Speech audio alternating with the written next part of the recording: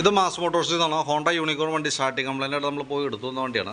കുറച്ച് നാൾ വണ്ടി ഉപയോഗിക്കാണ്ട് വെച്ചിട്ടുണ്ടായിരുന്നാണ് പറയണേ. ഇപ്പോൾ നമ്മൾ വന്ന് അഴിച്ച് നോക്കുന്ന സമയത്ത് കാർബറേറ്ററിൻ്റെ ഭാഗം ഓൾറെഡി മൊത്തം ദ്രവിച്ചൊരവസ്ഥയിലാണ്. ഇതിൻ്റെ ഉള്ളിലൊക്കെ നോക്കുമ്പോൾ പെട്രോൾ കിടന്ന് മെൽറ്റായ ഒരു സിറ്റുവേഷനാണ് മൊത്തത്തിൽ വന്നതാണ് കേട്ടോ. അതേപോലെ വാക്യൂം പിസ്റ്റനൊക്കെ കംപ്ലൈൻ്റ് ഉണ്ട്, നല്ല രീതിയിൽ സ്റ്റക്കായിട്ടിരിക്കുകയായിരുന്നു. പിന്നെ അതിൻ്റെ സ്ലോ ജെറ്റ് കാര്യങ്ങൾ, അതായത് ഇതുമ്പോൾ വന്നത് ഈ ജെറ്റുകളെല്ലാം തന്നെ ബ്ലോക്കാണ്. സ്ലോ ജെറ്റ് ഓൾറെഡി കംപ്ലൈൻ്റ് ഉണ്ട്. മെയിനായിട്ടുള്ള പ്രോബ്ലം ഇങ്ങനെ വന്ന കേസിൽ 99% കാർബറേറ്റർ ഓവർഫ്ലോറിൻ്റെ കംപ്ലയിൻറ്റ് കാണിക്കാറുണ്ട്. അതായത് കാർബറേറ്റർ പെട്രോൾ ഈ കാർബറേറ്ററിൻ്റെ അടിയിലെ പൈപ്പ് വഴി താഴേക്ക് ചാടിപ്പോഴുള്ള കംപ്ലയിൻറ്റ് വരാറുണ്ട്. സാധാരണ രീതിയിൽ അങ്ങനെ ഉപയോഗിക്കാണ്ട് വന്ന മെയിനായിട്ട് വരും. ഇപ്പോൾ ഏകദേശം ഈ തൊട്ടടുത്ത ദിവസങ്ങളിൽ നമ്മൾ മാറ്റിയേക്കുന്ന കാർബറേറ്ററുകളേക്ക് കിടക്കണം കേട്ടോ. കാരണം ഒട്ടുമിക്ക വണ്ടിയുടെയും കാർബറേറ്റർ കംപ്ലയിൻ്റ് ആവാണ്. കാരണം ഒന്നാമത് ഇപ്പോഴത്തെ പെട്രോൾ ആ രീതിയിലുള്ള പെട്രോളാണ്. പിന്നെ ഇതെന്ന് പറഞ്ഞാൽ വളരെ ഡീപ്പായ രീതിയിലുള്ള പ്രോബ്ലമാണ് വന്നേക്കണേ. കാർബറേറ്റർ ക്ലീൻ ചെയ്ത് നോക്കാം, എന്നിട്ട് നമുക്ക് മാറ്റിയിടണമെങ്കിൽ മാറ്റിയിടാം. കാരണം കാർബറേറ്റർ ക്ലീൻ ചെയ്ത് നോക്കണം മണ്ടത്തരാണ്. കാരണം ഒട്ടുമിക്ക ഭാഗങ്ങളും നല്ല രീതിയിൽ തേമാനം കാണിച്ചിട്ടുണ്ട് ഇതിൻ്റെ കേട്ടോ.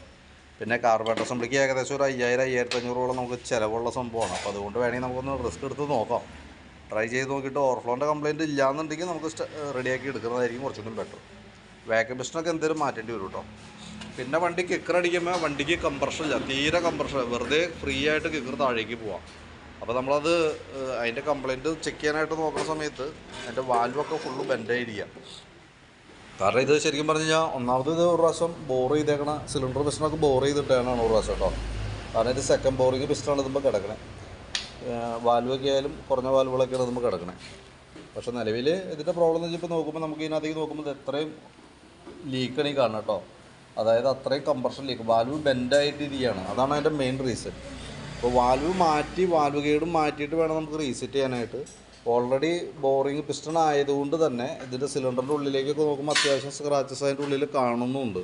അപ്പോൾ ഒരു പ്രാവശ്യം ബോർ ചെയ്തിട്ടേക്കണത് കൊണ്ട് രണ്ടാമത് നമുക്ക് ബോറിങ് പോസിബിൾ അല്ല, മാറ്റി പുതിയത് ഉണ്ടായിട്ട് വരും കേട്ടോ. പുതിയ കാർബറേറ്റർ അല്ല, പുതിയ സിലിണ്ടർ കിറ്റ് വെച്ചാലാണ് അത് റെഡി ആവുള്ളൂ. പിന്നെ അതേപോലെ തന്നെ അതിൻ്റെ വേറെ പ്രോബ്ലം എന്ന് വെച്ചാൽ നമുക്ക് ഇതിൻ്റെ വന്ന കണക്ടർ റോഡിനായാലും കണക്ടർ റോഡിൻ്റെ ഭാഗത്തും അത്യാവശ്യം പ്ലേ കാണുന്നുണ്ട് ഇതിൻ്റെ ഉള്ളിൽ. വണ്ടി നമുക്ക് സ്റ്റാർട്ട് ചെയ്ത് ഓടിച്ചു നോക്കാൻ പറ്റിയിട്ടില്ല. അപ്പോൾ അതുകൊണ്ട് എന്താ പ്രോബ്ലം എന്ന് വെച്ചാൽ സൗണ്ട് വ്യത്യാസം അങ്ങനെ എന്തെങ്കിലും ഉണ്ടോ എന്നുള്ള ദിവസം കൃത്യമായിട്ട് നമുക്ക് അറിയാനും പറ്റില്ല. ഇത് നോക്കുമ്പോൾ അത് ഇത്രയും ഷെയ്ക്ക് കണക്ടർ റോഡിന് കാണിക്കുന്നുണ്ട്. അപ്പോൾ കണക്ടർ റോഡിന് ഇത്രയും പ്ലേ ഉള്ള സ്ഥിതിക്ക് സ്വാഭാവികമായിട്ടും ആ ഭാഗം കൂടി ക്ലിയർ ചെയ്തിട്ട് വേണം നമ്മൾ സിലിണ്ടർ പിസ്റ്റൺ ഹെഡൊക്കെ റെഡിയാക്കി വെക്കാനായിട്ട്. അതല്ലെങ്കിൽ ഈ കണക്ടർ റോഡിൻ്റെ പ്രോബ്ലം എന്ത് കൂടുതലായിട്ട് കംപ്ലയിൻറ്റ് എപ്പോൾ വന്നോ ആ സമയത്ത് സിലിണ്ടർ പിസ്റ്റണൊക്കെ വീണ്ടും ഡാമേജിലേക്ക് പോകും. അപ്പോൾ ശരിക്കും പറഞ്ഞാൽ ഫുൾ എഞ്ചിൻ വർക്കിൻ്റെ ഒരു സിറ്റുവേഷനിലാണ് ഇപ്പോൾ വണ്ടി നിൽക്കുന്നത്. അപ്പോൾ വീഡിയോ കണ്ടതിന് ശേഷം നോക്കിയിട്ടൊന്ന് പറയാം എങ്ങനെ ചെയ്യേണ്ടതെന്നുള്ള കേസ്. ഇപ്പോൾ നിലവിൽ നമുക്ക് വണ്ടി സ്റ്റാർട്ടാക്കി ഓടിക്കാനാണെന്നുണ്ടെങ്കിൽ കാർബറേറ്റർ റിപ്പയർ ചെയ്ത് വാൽവ് മാറ്റിക്കഴിഞ്ഞാൽ നമുക്ക് റെഡിയാവും, വണ്ടി ഓടിക്കാനൊക്കെ പറ്റും. പക്ഷേ പ്രോബ്ലം എന്താ വെച്ചാൽ ഈ പിസ്റ്റൺ നമുക്ക് റീസെറ്റ് ചെയ്ത് ഫിറ്റ് ചെയ്ത് വണ്ടി ഓടിക്കുന്ന സമയത്ത് പുകയുടെ പ്രശ്നം ഉണ്ടാവാൻ 99% സാധ്യതയുണ്ട്. അത് ഒഴിവാക്കണമെന്നുണ്ടെങ്കിൽ നമ്മൾ സിലിണ്ടർ പിസ്റ്റൺ മാറ്റി പുതിയത് ഇടണം.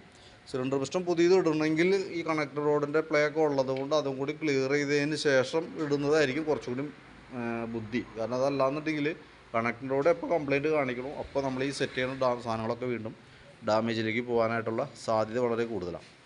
കാർബറേറ്റർ അസംബ്ലി ഏകദേശം 5500 കാർബറേറ്റർ അസംബ്ലിക്ക് മാത്രം വില വന്നത്. അപ്പോൾ നമുക്ക് അത്രയും വില ഉള്ളത് കൊണ്ട് വേണമെങ്കിൽ നമുക്ക് അതിൻ്റെ ഓവർഫ്ലോൻ്റെ കംപ്ലയിൻറ്റ് വരുമോ ഇല്ല എന്നുള്ള ദിവസം ഒന്ന് ചെക്ക് ചെയ്ത് നോക്കിയിട്ട് ഓവർഫ്ലോൻ്റെ കംപ്ലയിൻറ്റ് കാണിക്കില്ല എന്നാണെങ്കിൽ നമുക്ക് കാർബറേറ്റർ ഒന്ന് അഴിച്ച് ക്ലീൻ ചെയ്തെടുക്കണമായിരിക്കും ബെറ്റർ. അതല്ലെങ്കിൽ നമ്മൾ ക്ലീൻ ചെയ്ത് കഴിഞ്ഞാൽ ഏകദേശം ഏറ്റവും ചുരുങ്ങി നമുക്കൊരു 500-550 നമുക്ക് അതിന് ചിലവുണ്ട്, വാക്യൂം പിസ്റ്റൺ കൂടാതെ. അപ്പോൾ നമ്മൾ എല്ലാം റെഡിയാക്കി ക്ലീൻ ചെയ്തിട്ട് വീണ്ടും ഓവർഫ്ലോ കാണിച്ചാൽ നമ്മുടെ 550 രൂപ അഡീഷണലായിട്ട് വെറുതെ നമ്മുടെ കയ്യിൽ നിന്ന് പോവുകയും ചെയ്യും. അപ്പോൾ അത് നമുക്ക് ആ രീതിയിൽ ചെക്ക് ചെയ്ത് നോക്കണമായിരിക്കും കുറച്ചുകൂടി ബെറ്റർ. അത്യാവശ്യം മെയിൻ്റനൻസ് ഉണ്ട് വണ്ടിക്ക്. പിന്നെ വണ്ടി നമുക്ക് സ്റ്റാർട്ട് ചെയ്തൊന്നും ഓടിച്ചു നോക്കാൻ പറ്റിയിട്ടില്ല, വേറെ എന്തെങ്കിലും പ്രോബ്ലം ഉണ്ടോ എന്നുള്ള കേസ്. അപ്പോൾ ഫുള്ളായിട്ട് ഈ രീതിയിൽ തന്നെ ഒന്ന് വാട്ടർ സർവീസൊക്കെ ചെയ്തതിന് ശേഷം ബ്രേക്ക് ചെയ്യുന്ന കാര്യങ്ങളൊക്കെ നമുക്ക് അഴിച്ച് ഒന്ന് ക്ലീൻ, ബാക്ക് ബ്രേക്കൊക്കെ എന്തെങ്കിലും അഴിക്കേണ്ടി വരും. ഫ്രണ്ട് ബ്രേക്കിൻ്റെ കേസും ഡിസ്ക് ബ്രേക്കാണ്, വർക്കിങ്ങിന് പ്രോബ്ലം ഒന്നും കാണുന്നില്ല. പക്ഷേ എന്നാൽ പോലും ഒന്ന് അഴിച്ചൊക്കെ ഒന്ന് റീസെറ്റ് ചെയ്യണമായിരിക്കും കുറച്ചുകൂടി ബെറ്റർ കേട്ടോ. വീഡിയോ കണ്ടിട്ട് എന്തെങ്കിലും നോക്കിയിട്ടൊന്ന് പറയാം ഏത് രീതിയിലാണ് നമ്മൾ ചെയ്യാൻ ഉദ്ദേശിക്കണേ. നിലവിലിപ്പോൾ ഉള്ള കംപ്ലയിൻറ്റ്സ് മാത്രം മാറ്റിയിട്ടാൽ മതിയോ അതോ ഫ്യൂച്ചറിലേക്ക് നമുക്ക് കംപ്ലയിൻറ്റ് വരാത്ത രീതിയിൽ ക്ലിയറായിട്ട് ചെയ്തു പോകാനാണോ ഉദ്ദേശിക്കണമെന്നുണ്ടെങ്കിൽ ആ രീതിയിൽ ഏത് രീതിയിലാണ് ചെയ്യേണ്ടതെന്ന് പറഞ്ഞാൽ ആ രീതിയിലുള്ള ഒരു എസ്റ്റിമേറ്റ് ഞാൻ പ്രിപ്പയർ ചെയ്യാം. അതിൻ്റെ ഡീറ്റെയിൽസ് വാട്സാപ്പിലേക്ക് ഷെയർ ചെയ്തിടാം. അപ്പോൾ വീഡിയോ കണ്ടു കഴിയുമ്പോൾ നോക്കിയിട്ടൊന്ന് റിപ്ലൈ ഇടണം കേട്ടോ. എന്തെങ്കിലും താമസം വന്നവർക്കാണ്.